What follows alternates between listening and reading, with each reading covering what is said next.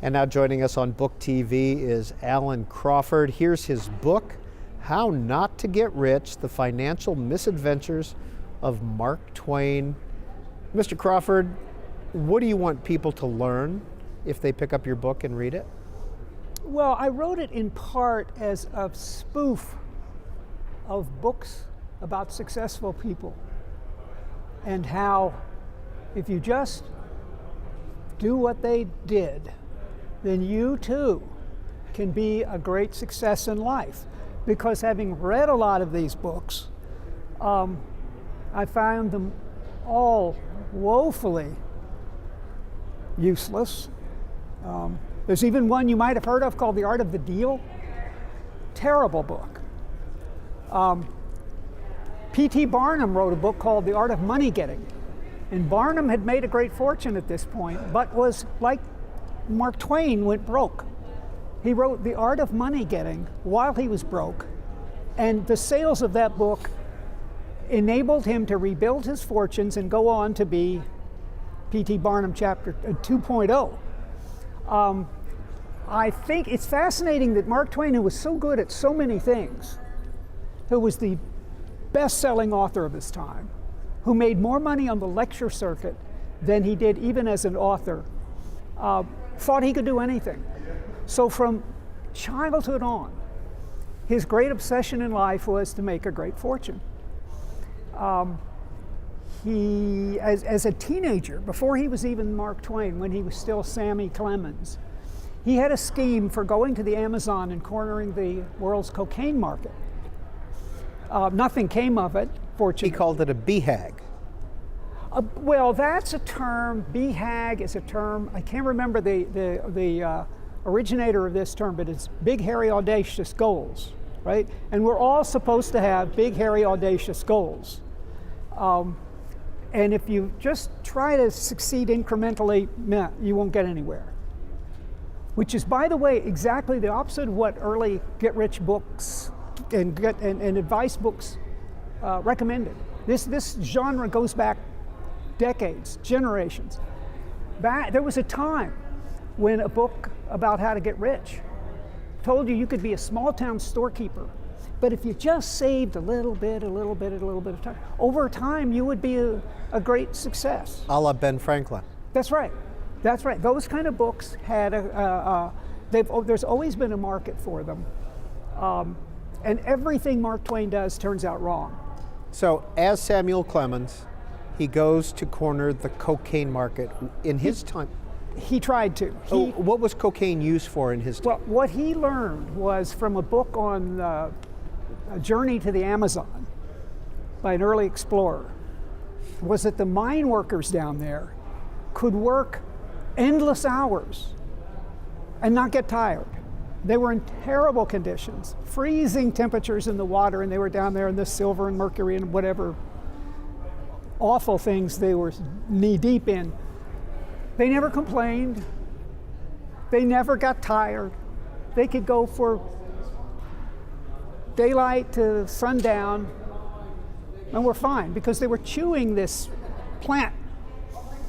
And Twain thought, oh, that's fascinating. That's the answer to the rising factories in America. If we can just get that substance here, people can work forever, and they'll be cheerful and happy and uncomplaining, good workers. Office morale won't be a problem. Corporate culture won't be a problem. They'll be happy all the time. Well, he found out, he went to New Orleans, was going to get a boat to the Amazon, and found out there was no such boat going, and there wouldn't be one for years. And so he went back and gave that dream up. But it was quickly, he was an energetic man, and so it was quickly, he was out in the mines in Nevada, and he was writing a little bit.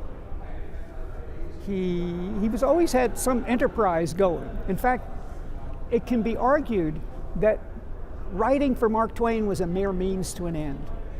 It was his side hustle. It was his side gig, because what he really wanted to do was make a lot of money. He found out he was good at this. People thought his articles were funny. And he wrote a letter to his brother. He said, I'm not really proud of this, but see, this might be the best card I got to play. And in fact, he published a book early on of some of his early sketches. And he wrote a letter to his mother, and he said, don't expect anything out of this. I didn't write it to make money. I wrote it to advertise myself. Well, he was always a great self-promoter, not in a cheesy, gross way that offended people. People found him charming. So from teenage years on, all he wanted to be was a great plutocrat. In an age, in the Gilded Age, when there were great fortunes being made and technological developments were booming, and he thought, well, I can do this. That guy did it, why can't I? How well did he do on Tom Sawyer and Huckleberry Finn? Tom Sawyer did pretty well. Huckleberry Finn, I think, and it's hard sort of to know because those books have really never been out of print. When he started his own publishing company, he was convinced that his publishers were ripping him off. So knowing a good bit about book publishing, having been micromanagerially involved in the publication of his own books, he started his own book publishing company. The first two books to come out of that imprint, one was the memoirs of General Grant. That was the biggest publishing success of its day. That was Mark Twain's publishing company. That's right. He talked Grant, who was dying of cancer at this time, to let him publish the memoirs instead of some other publishing house that Grant had sort of a gentleman's agreement with. Twain just outbid him. He said, I'll give you all this money up front, blah, blah, blah. So he published that book, and it was the biggest publishing success in American history to that time. And Grant's widow made the equivalent of $6 million off of it, and Twain himself made about $4 million. The second book they published— That's substantial. Well, yeah, I mean, we're using the equivalent today of what those figures would be. But yeah, it was a huge success. I think he wrote the first check he wrote to Grant's widow was $200,000, and that was in the currency of the day. But then he published a series of books that did not do so well. One was called the 100 Ways to Cook Eggs. One was called The Speech of Monkeys in Two Parts. These books didn't do so well. So eventually that business went broke. The Webster Publishing Company. In a sense, he lost that money he made off Grant's book. Yeah, he was a genius at managing to lose money. And did he live well? He lived extraordinarily well, even when he thought he was poor.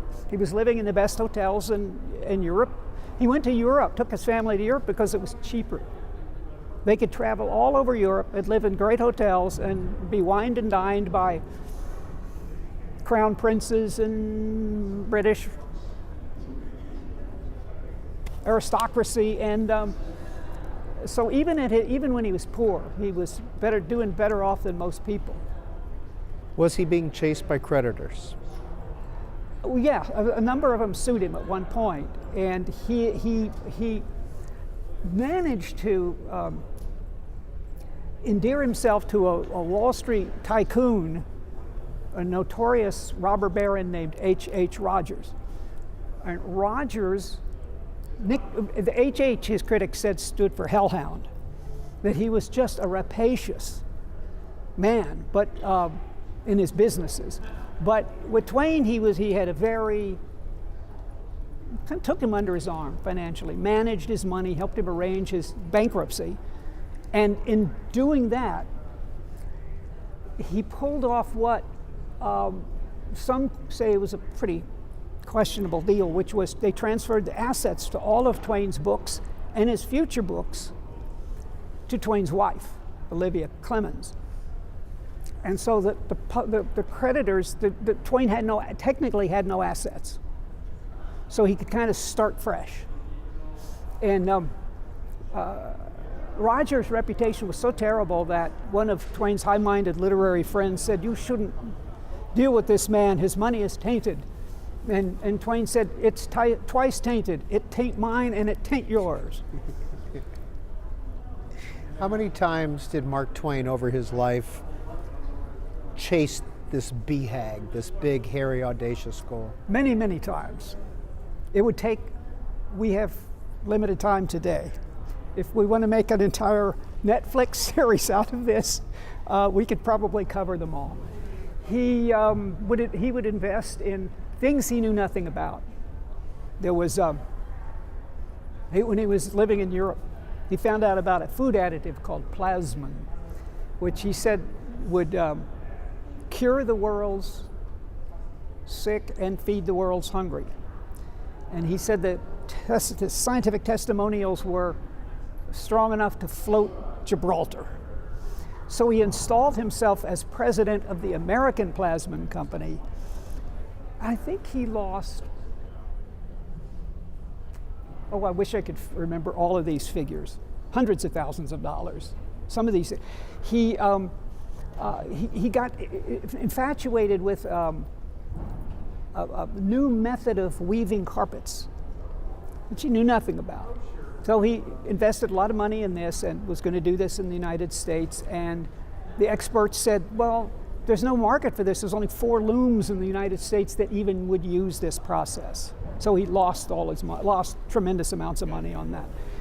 The areas that he did know about, for example, book publishing, as I said, he invested in newspaper printing. He invested in a very elaborate machine for setting newspaper type. He put the inventor on the payroll and kept pouring more and more money into this. And in fact, there was a tremendous demand for this.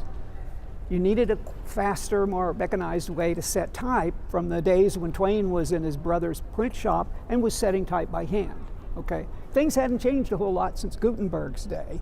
And Twain said, okay, we can mechanize this whole thing. Well, unfortunately, the inventor was a kind of perfectionist and kept keeping the process going so long that eventually another company came in and had a more efficient machine and cornered the American newspaper publishing, printing business, that market, and Twain was lost $1.5 million or something on that. Mr. Crawford, did people invest in his ideas because of his name and reputation as a writer? No. Remarkably enough, he doesn't seem to have been very successful at getting other people to come in on these deals. He went to Carnegie, Andrew Carnegie, and he tried to get him to invest. I think, I can't remember exactly, but I think it was in the Compositor. And met with Carnegie, and Carnegie's like, no, I don't want anything. So Twain wrote a letter to Carnegie's like 3-year-old daughter, and he said, you've got to talk to your father about this, give him some scotch. And still Carnegie wouldn't buy it, but at least he was less offended than charmed by this ruse. No, he doesn't seem to have been successful at all at getting other people to come in with him. Where did you come up with the concept to write How Not to Get Rich? I mean, when did this occur to you and how? It took me only about a year to write the book, but... Have you always been a Mark Twain fan? Yeah, as a child, but I sort of wandered away and then managed to pick up a secondhand copy of his 1926 autobiography, and the more I read into it, I thought, well, everybody knows the story of his successes, but I had no idea he was such a disaster with money, and so I was fascinated. As a writer, you find stories that have not been told, and this one hadn't been told until now. Only in retrospect, you write, does the appearance of Twain's first writings seem like a historic occasion. He never viewed them as such because he was not aware then or 5 years to come of any great literary calling. Twain's passion wasn't to work in a print shop, pilot riverboats, write for newspapers, or even, as he would do in his 20s, prospect out west for gold and silver. Twain's goal was to make money and then make even more money writing books was just a means to an end. That was very well expressed. That was written by Alan Crawford, who we're talking to right now. What else have you done besides write this book in your career? I realized I've worked on Capitol Hill in Washington. I've been a journalist, magazine writer, newspaper writer. And I only realized the book that I did before this one was called Twilight at Monticello, The Final Years of Thomas Jefferson, which was such a tragic, weepy kind of story. And I wanted to write like a comedy after writing this tragedy. But one thing I realized is that maybe my specialty is great Americans who lost all their money. Because Jefferson, Twain. That's right. I've got a niche. If you've got any recommendations, I'll take them under advisement. Alan Crawford, How Not to Get Rich, The Financial Misadventures of Mark Twain is the name of the book. Thanks for being with us. Thank you.